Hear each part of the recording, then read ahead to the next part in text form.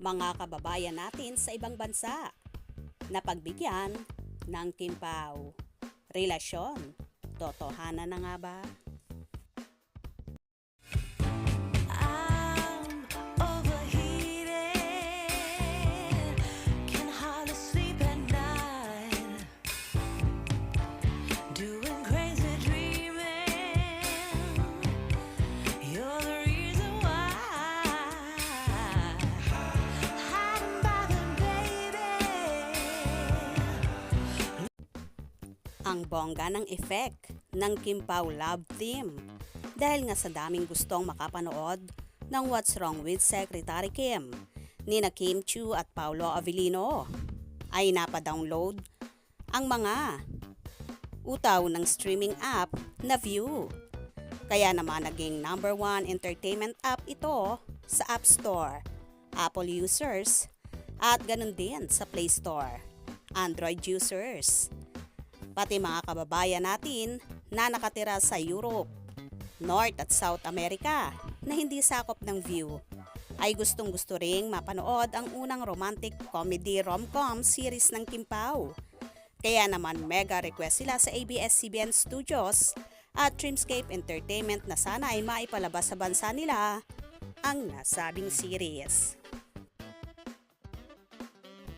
Wish granted naman agad ng I1TFC ang wish na ito para sa mga Pinoy na nasa North America dahil available na roon ang Philippine adaptation ng What's Wrong with Secretary Kim sa nasabing kapamilya streaming platform.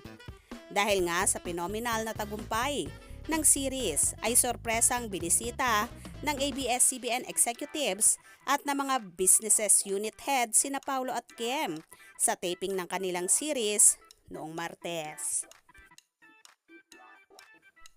Shinare naman ni Kim sa kanyang ex dating Twitter account ang naging naganap na surprise visit. Say niya, surprise on set. Visit from our bosses. Thank you po. Nagulat kami, nandito silang lahat. Thank you so much.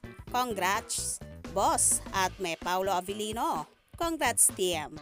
Hashtag What's Wrong with Secretary Kim PH. Samantala sa segment na Especially for You ng It's Showtime, nitong Miyerkules ay may pabirong banat si Vice Ganda tungkol sa couple na sa taping nagsimula ang relasyon. Hindi man direktahang sinabi ni Meme Vice Ganda kung sino ang nasabing couple ay halata namang ang Kimpaw ang pinatatamaan niya dahil sa pagtutok ng kamera kay Kim at pagpapawis nito. Well, sa pagkakataong ito, tila tuluyan na ngang ibinuking ni Meme Vice Ganda ang relasyon ng Kimpaw sa madlang people. Anyway, congratulations Kim and Paolo at sa buong cast ng What's Wrong with Secretary Kim na talaga namang marami ang na-inlove, kinilig at nahook sa rom-com series na ito. Kaya naman tumutok at wag na wag pahuhuli sa mga maiinit na kaganapan. Anong inyong magiging reaksyon sa bidyong ito? Comment below.